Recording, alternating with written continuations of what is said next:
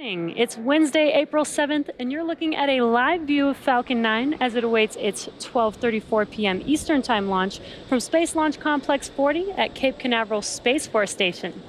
My name is Jesse Anderson, a lead manufacturing engineer here at SpaceX, joining you from our headquarters in Hawthorne, California. You're watching a live webcast for our 24th Starlink mission and our 10th mission of 2021, all on reflown boosters. Starlink is a satellite internet constellation designed and manufactured by SpaceX to provide high-speed, low-latency internet to people living in remote and rural locations around the globe. As the team continues to expand globally, we are also continuing to connect communities here in the United States. Just recently, the Nooksack Indian tribe became participants in the Starlink beta program.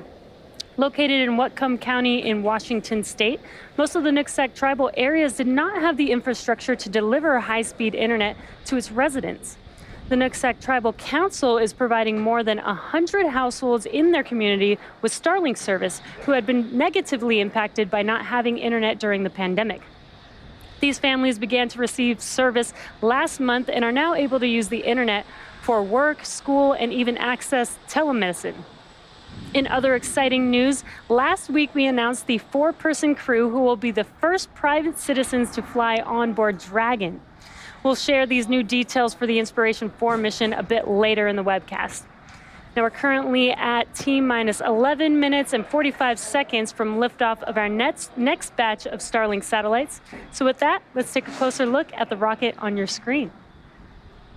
I'm Yomezo, a Dragon propulsion engineer here at SpaceX, and you're looking at a live view of Falcon 9 as it sits on our launch pad 40 at Cape Canaveral, Florida.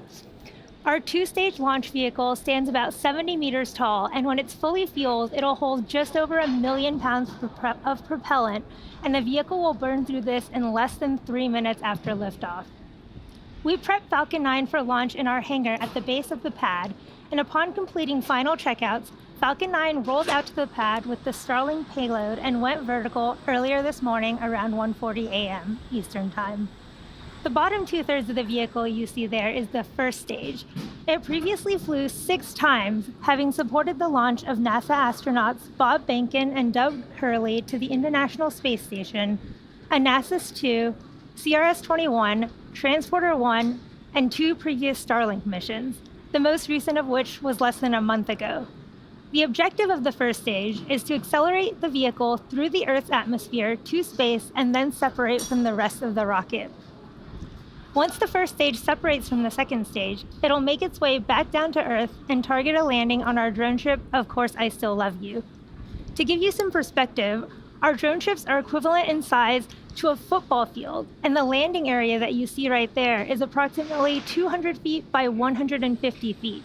That's big enough that a hockey rink would fit inside that landing area of the drone ship. If successful, today's landing will mark the 79th recovery of an orbital class rocket. Above the first stage is the second stage, which has a single Merlin vacuum or MVAC engine, which ignites after the first stage separates. At full power, the Merlin vacuum engine operates with the greatest efficiency ever for an American-made hydrocarbon rocket engine. The second stage is what will carry our Starlink satellites to orbit. At the very top of the rocket there is a large nose cone, and this is called the fairing. Made of a carbon composite material, the fairing protects satellites on their way to orbit and is jettisoned approximately 3 minutes into flight. Just like our first stage, today we will be using a flight-proven fairing and will be attempting to recover each half again with a contracted recovery vessel named Sheila Bordelon. Reusability is critical to what we do here at SpaceX, and it allows SpaceX to refly the most expensive parts of the rocket, which in turn drives down the cost of space access. At just under T-minus 9 minutes, let's take a look at how we're progressing in the countdown. The chief engineer held a technical poll at T-minus 1 hour, and the launch director held a propellant load and launch go-no-go poll at T-minus 38 minutes. Falcon 9 has been loading propellant since T-minus 35 minutes, and our fuel is a refined form of kerosene, which we call RP1. Our oxidizer is a super chilled liquid oxygen called LOX. And to densify the LOX, we chill it well below the boiling point, allowing us to fill the propellant tanks as much as possible. We use the same propellants on both stages, as the second stage is primarily a short version of the first stage, which is one of the many reliability features in the Falcon design.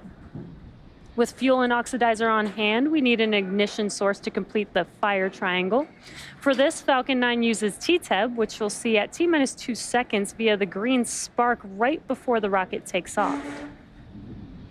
In addition to RP1 and LOX aboard, Falcon 9 uses helium to keep the tanks pressurized in flight and the propellant flowing correctly into the engines without air bubbles as the propellants deplete.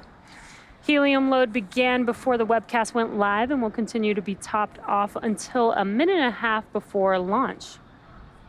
Very shortly, we will open the pre-valves between the first stage engines and the propellant tanks. And at T-minus 7 minutes, engine chill will begin. This will cool the turbo pumps and avoid thermal shocks when we start the pumps at T-minus 2 seconds to light the Merlin engines. The vehicle is healthy and we're currently working no issues. Range is still green. Weather is looking great, as you can see on your screen. We got some beautiful blue skies over there in Florida. We have a 90% chance of favorable weather for T0. And all systems continue to be go for liftoff at 12:34 p.m. Eastern Time. If for some reason we don't launch today, we do have a backup opportunity tomorrow at 12:12 p.m. Eastern Time. In February, we announced the world's first all-commercial astronaut mission to orbit, commanded by Jared Isaacman, the 37-year-old founder and chief executive officer of Shift4 Payments, and an accomplished pilot and adventurer. The mission is named after Inspiration 4 because of the four-person crew's mission to inspire support for St. Jude Children's Research Hospital and send a humanitarian message of possibility. Since February, the other 3 crew members have been selected from the general public, and we are excited to tell you a little bit more about them, their roles, and the mission. Together, this 4-person crew represents the pillars and purpose for the Inspiration 4 mission: leadership, hope, prosperity, and generosity, with Jared representing leadership. Haley Arsenault of Memphis, Tennessee will serve as the medical officer overseeing medical care and experiments on the mission and occupy the seat of hope. Haley's selection is particularly poignant for this mission as she is a former cancer patient of St. Jude Children's Research Hospital. Now at 29 years old, she has become an inspiration to others at the hospital where she works as a physician's assistant. Dr. Cyan Proctor is a 51-year-old entrepreneur, educator, trained pilot, and active voice in the space exploration community. She was awarded the seat of prosperity after being selected as the top entrant of an independently judged online business competition conducted by the Shift4 Shop e-commerce platform. Dr. Proctor will serve as the mission pilot and back up the commander and support related needs throughout the mission. Christopher Simbrowski is a 41-year-old mechanical fault detection and diagnostics lead at Lockheed Martin and United States Air Force veteran. He was awarded the seat of generosity after contributing to a special fundraising campaign for St. Jude Children's Research Hospital. Mr. Simbrowski will serve as the mission specialist and help manage payload, science experiments, communications to mission control, and more. Over the coming months, the crew will undergo rigorous commercial astronaut training by SpaceX before their targeted launch date, which is no earlier than September of this year. We're currently just under 4.5 minutes from liftoff, and Falcon 9 is now moving into the final stages of the countdown. We're currently waiting for the transporter erector, or the TE, to retract. The TE is that structure next to the vehicle behind the fairing, as you can see there, and the clamps are starting to open up there. Now, after the clamps are fully open, the transporter erector will begin to retract away from the rocket slightly. And then at T0, hydraulics will pull the TE farther away from Falcon 9 to clear the way as the vehicle lifts off. It looks like the clamps are just about finished, and the TE is retracting back. It looks very slight, but it's just enough to move away from the vehicle. And we use the TE to roll the rocket out to the pad and raise it to its vertical launch position. It also provides liquids, gases, electrical connections to the second stage, as well as air conditioning to the payload fairing. And it looks like that TE retraction is now complete.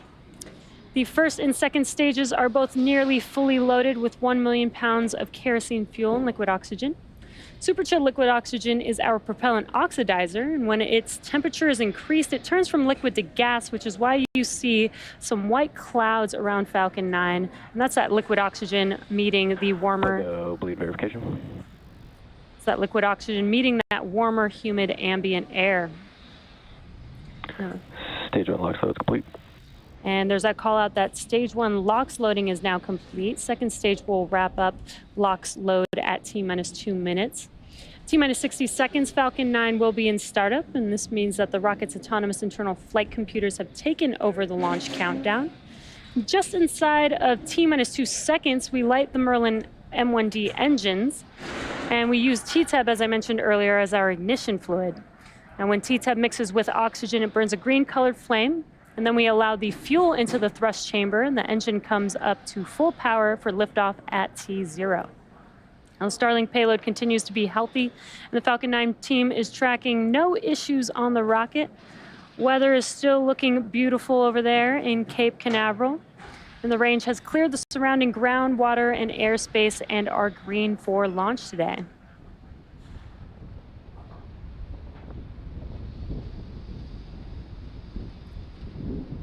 Just waiting for that call out for second stage.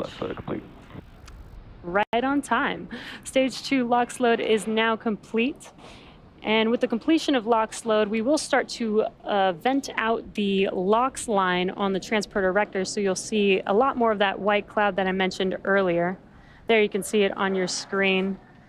Again, this is just the liquid oxygen venting out of the LOX line on that transporter erector.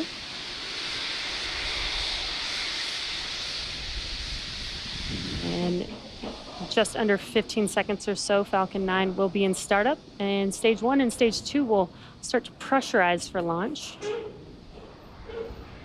Again, the weather looks amazing over there. Some blue skies. Great weather for a launch. Falcon 9 in startup. There's that call out that Falcon 9 is now in startup. Now we're just waiting on the final go for launch from the... Stage 2, press for flight. Waiting for the final go for launch from the launch director. Falcon 9 Starlink LDs go for launch. And there it is. All systems are go for launch. T-minus 30 seconds. Now let's listen into the terminal count and watch as Falcon 9 takes our stack of Starlink satellites into space. Stage 1's startup pressures. T-minus 15 seconds. Falcon 9 is configured for flight. 10, 9, 8, 7, 6, 5, 4, 3, 2, 1, 0. Ignition and liftoff.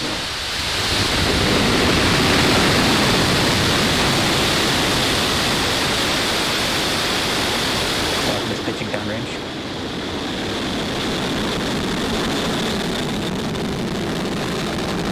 Stage 1 propulsion is nominal.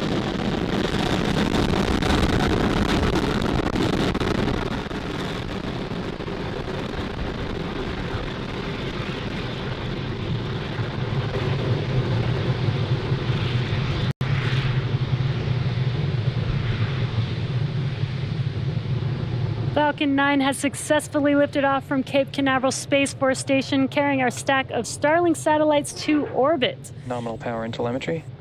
Max Q is the next major event coming up here shortly, which will now be throttling down the engines, the M1D engines on that first stage for. Max Q is the maximum aerodynamic pressure that the vehicle sees on ascent. Vehicle is supersonic. And the weather, again, is looking beautiful, clear skies with an amazing view of Falcon on ascent there. Max Q. There's that call out that we have passed through Max Q. So in about a minute, we'll have 3 events happening back to back. That'll be main engine cutoff, or MECO, followed by stage separation and SES1, or second engine start 1. Now MECO is where we shut down all 9 of those M1D engines on the first stage that you see burning there on your screen. That's in preparation for the second event, which is stage separation. MVAC is chilling in.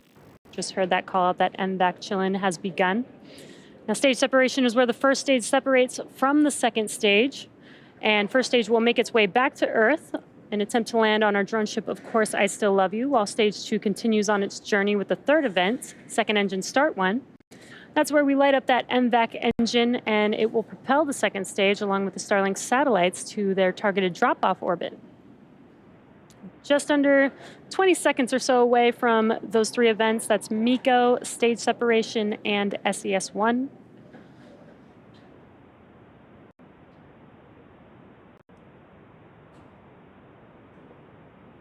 You should be able to see MECO here in a few seconds with those 9 M1D engines shutting down here shortly.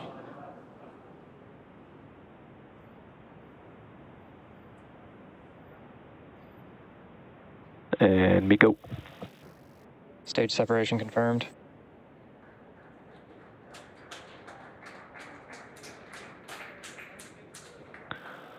MVAC ignition and throttle up. And there we've had main engine cutoff and stage separation. You can see that from the ground tracking view there. We did have a good call out of second engine start 1 on the second stage. Fairing jettison confirmed. And we heard the call out for fairing deploy.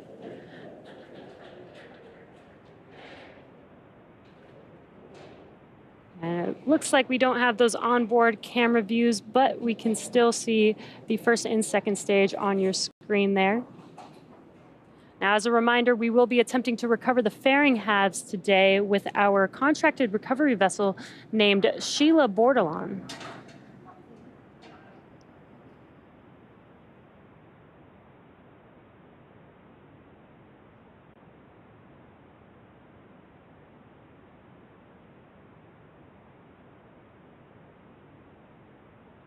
Acquisition of signal, Bermuda.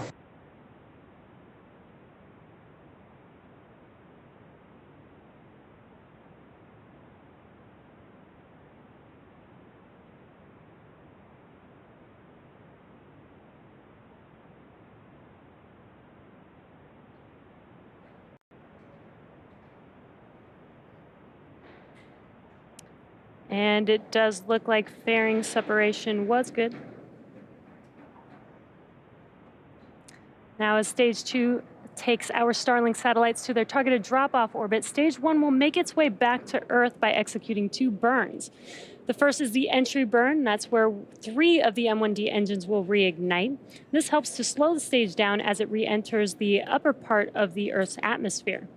Now, the second burn is the landing burn, and this is the single engine burn that brings the vehicle speed down rapidly in order to land on the drone ship, and that is that center E9 engine, which is just powerful enough to slow the vehicle down to touch down on that drone ship.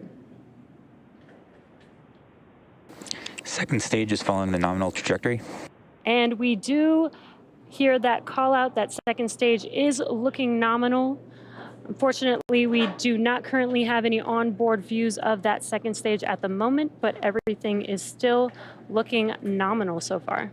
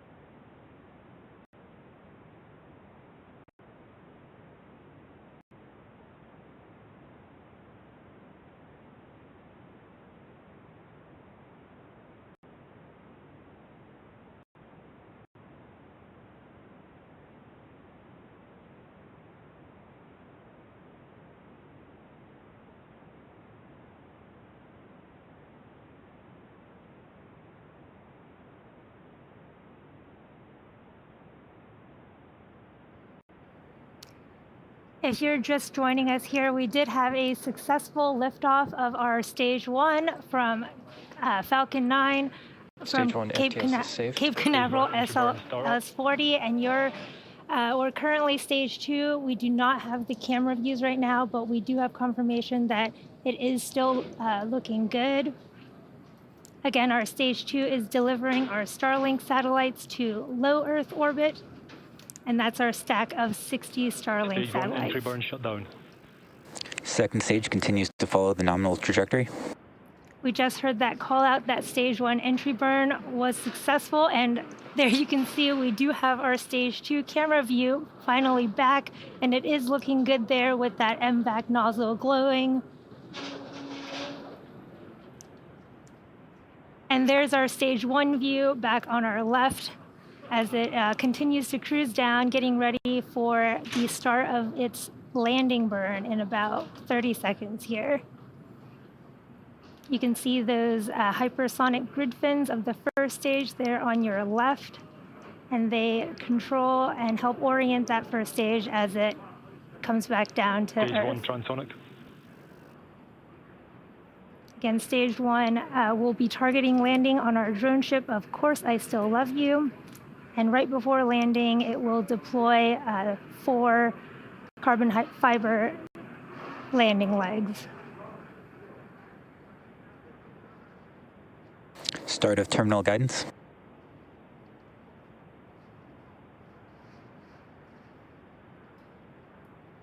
Stage 1 landing burn. Have the start of stage 1 landing burn. Burn will last about 30 seconds. You can see it coming down towards the Atlantic Ocean there. What a beautiful view from that stage 1 camera. Stage 1 landing leg deploy.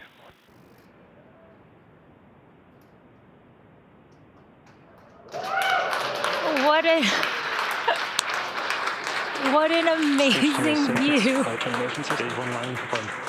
What an amazing view of that stage 1 landing burn. We got our cameras back just in time for that. And this marks our 79th successful recovery of an orbital class rocket.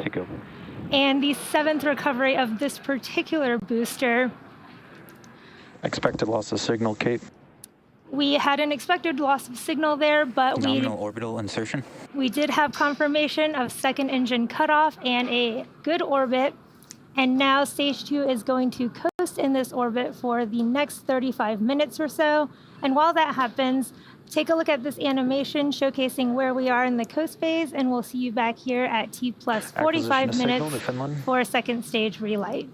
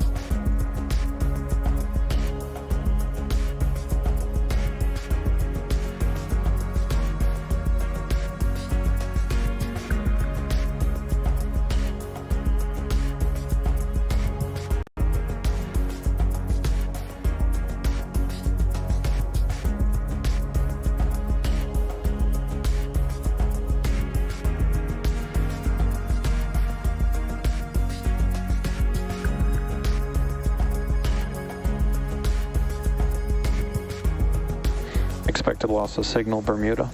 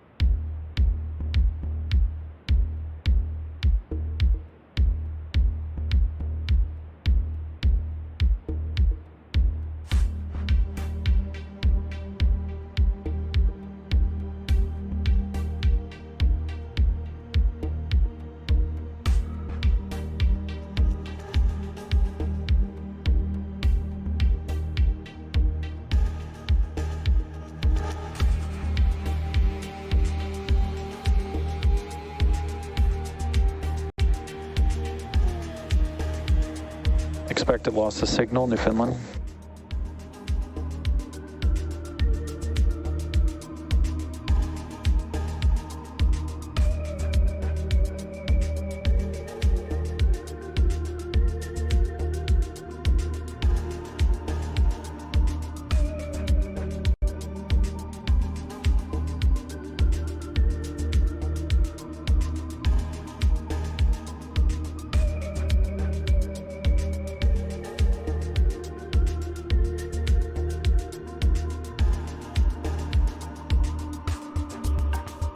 Acquisition of signal, Goonhilly, England.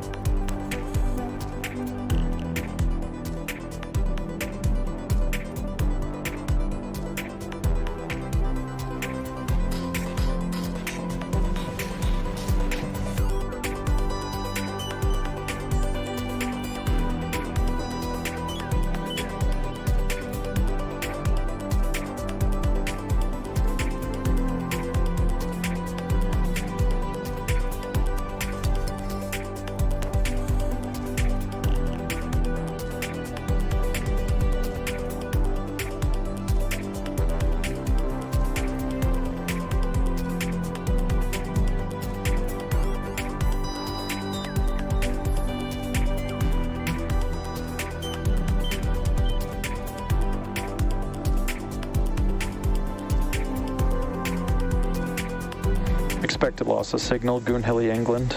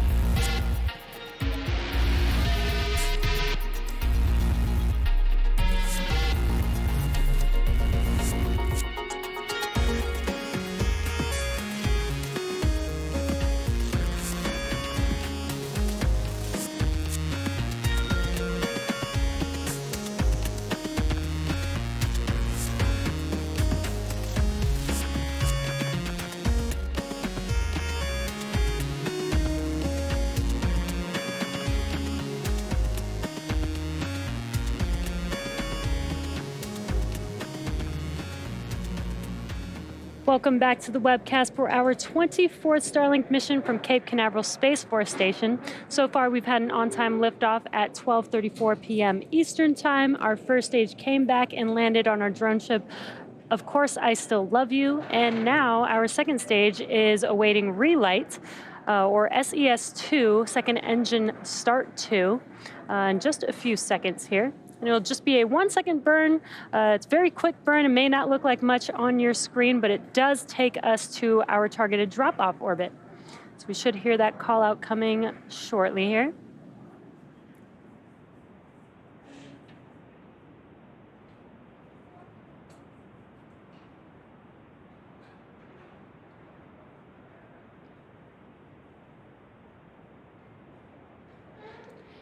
And there you saw it very quickly on your screen. We did get that green color flame. That's that T-TEB that I mentioned. We did have SES-2 and SECO-2.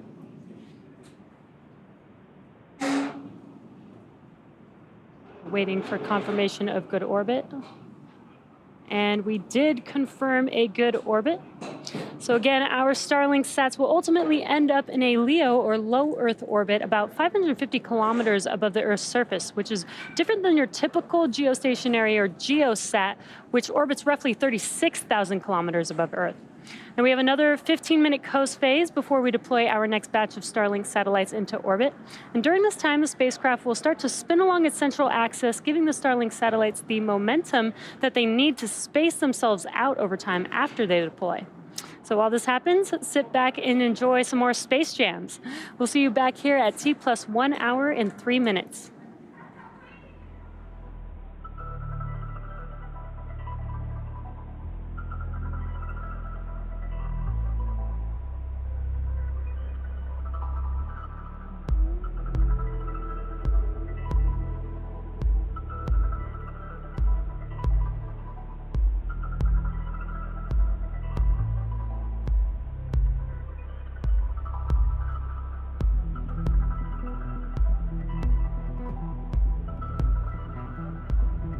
Expected loss of signal, Diego Garcia.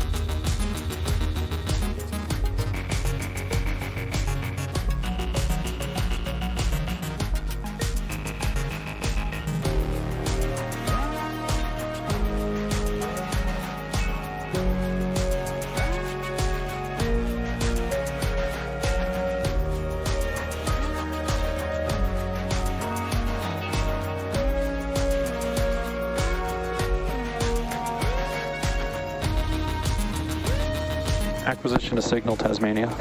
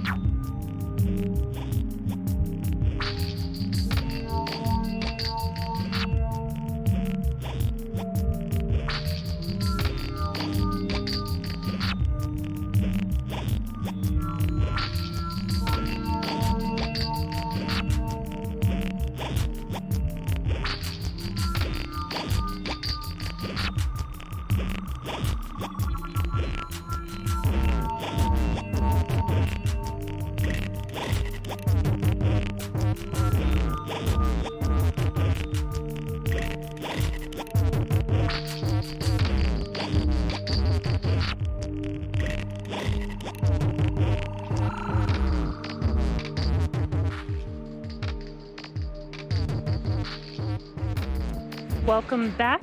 If you're just now joining us, we had an on-time liftoff at 12:34 p.m. Eastern Time. Our first stage booster had a successful 7th flight, as well as landed for its 7th time and the 79th recovery overall.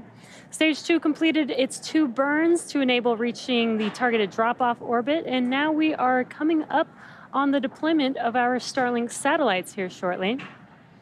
And we are waiting to see if we can get some live views. Otherwise, if we don't, we should be able to hear the call out for payload deploy.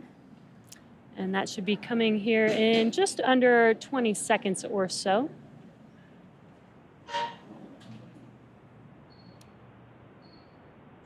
And again, our second stage was spinning in preparation for the deployment of these Starlink satellites, and that gives them some momentum to spread themselves out over time after they deploy.